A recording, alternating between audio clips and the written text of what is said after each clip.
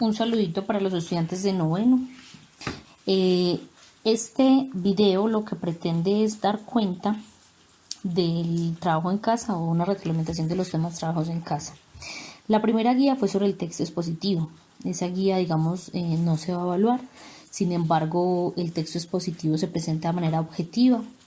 Siempre tiene una estructura de introducción, desarrollo y conclusión. Y lo que busca, como su nombre lo indica, es exponer determinado tema. La segunda guía que encontramos fue la guía de los medios de comunicación, el internet y el cómic, ¿cierto? Entonces, en la fase previa ustedes completaron un esquema sobre los tipos de medios que existen. Entonces entendemos como medio de comunicación un elemento o medio que nos permite, digamos, transmitir una información a diferentes grupos de personas. Se le llama masivo porque casi siempre se transmite a las grandes masas. Entonces tenemos varios tipos de medios que se clasifican según la forma en que se presenta la información. Entonces los impresos son aquellos que se pueden palpar y tocar, por ejemplo una revista, un periódico. Los radiofónicos, como su nombre lo indica, solamente muestran su formato en sonido, entonces la radio. Visuales o exteriores son aquellos que se encuentran en las calles, como las vallas publicitarias, los pendones. Los audiovisuales son aquellos medios que se encuentran que tienen un formato tanto sonoro como visual. Entonces está el cine y la televisión. Los digitales, que son los que estamos usando más que todo ahora, son los medios magnéticos, los que se encuentran en la internet y los que podemos ver por medio de una pantalla. Existen también periódicos que ya no se presentan en formato impreso, sino que ya muestran más que todo el formato digital. Y los especializados es que se centran en un tema en específico, por ejemplo los medios de deportes, un documental, un medio científico, etc. Bueno, dentro de ese tema de los medios de comunicación estaba el internet y el cómic. Entonces ahí trabajábamos temas como, por ejemplo, cuáles eran las características de un cómic. Entonces un cómic es una serie de imágenes que nos dan cuenta de una historia por medio de unos diálogos de unos personajes, ¿cierto? Dentro de los elementos estructurales está la viñeta, que es el recuadro donde se ubica tanto los globos como las imágenes. Encontrábamos el cartucho, que es la parte donde el narrador da cuenta de los hechos. Entonces, cuando narra tal personaje se le acercó de manera drástica o se acercó sigilosamente. También tenemos el signo cinético, que es el más importante, que serían los dibujos como tal, donde se muestra el movimiento de los personajes, que en una viñeta están en una posición y en la otra cambian. Tenemos las onomatopeyas, que es la reproducción de sonidos en palabras, por ejemplo el tic-tac de un reloj, el pum de una bomba, es poner en palabras los sonidos. Básicamente esos son los elementos estructurales de un cómic.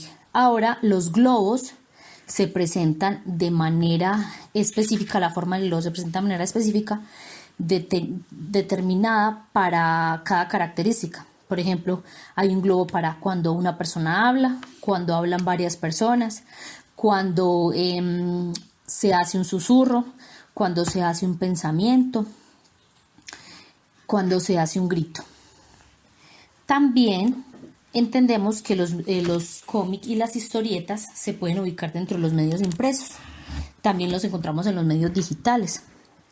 Y ya hablando un poquito del internet, aquí hablábamos de la expansión que ha tenido el internet, hablábamos de conceptos como el bullying y el ciberbullying. El bullying, digamos, es el acoso o matoneo que se da de manera física, dentro de un espacio escolar o entre pares. Y ya el ciberbullying ya pasa a ser por medios virtuales, cuando una persona se le acosa o se le hace atenta contra la dignidad por medios virtuales, caso como por ejemplo subir fotos que ellos no lo permiten, degradar su imagen, chantajes, sobornos, etc. El último tema trabajado en la guía número 3 eran 3 movimientos literarios, a saber, el romanticismo, el realismo y el naturalismo, ¿cierto? Entonces en 3 movimientos que de cierta manera los dos últimos presentan muchas similitudes, sin embargo no son los mismos.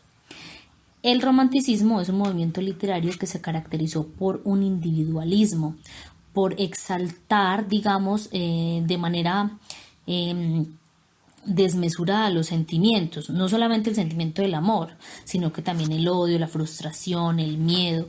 Buscaban ideales de amor y de libertad, entonces por eso no eran como tan razonables los textos que se planteaban en este movimiento.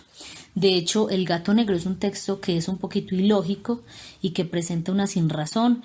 Por ejemplo, encontrar hechos como que si el gato murió, ¿por qué vuelve a aparecer en otras partes del cuento? Entonces ocurren elementos sobrenaturales dentro de este movimiento. También se evidencia, digamos que un aislamiento y soledad de los personajes que se muestran allí. Entonces aquí se expresan personajes como los bandidos, aventureros, personajes rebeldes, que son, digamos, que se quieren salir de la realidad de lo que vive en aquel entonces ese movimiento. Bueno, el movimiento realista busca expresar fielmente la realidad que se vive en esa determinada época, pero se centra más que todo en la parte superficial, o sea, en lo externo. Entonces representaba paisajes, personajes, objetos. Aquí era muy normal que se encontrara la figura del campesino, del sacerdote, pero de manera superficial, o sea, expresaban como sus funciones y las novelas, que era, digamos, el medio más usado en aquel entonces, porque era el que permitía las descripciones fieles de la realidad. Mostraban, digamos, ese tipo de roles, pero de manera externa. Mientras que ya el naturalismo, digamos que avanza un poquito más y ya se centra no solamente en describir la parte externa, sino que también se centra en la parte interna o la psicología del personaje. Ya se centra más en las formas de ser, digamos, en las novelas costumbristas que buscan mostrar la realidad desde la forma de ser de los personajes. Básicamente esos tres movimientos son los que se trabajaron. Sin embargo, la diferencia más notoria entre entre el naturalismo y el realismo es que el naturalismo se centra en la psicología o en la forma de ser de los personajes, mientras que el realismo busca demostrar la parte exterior de los personajes.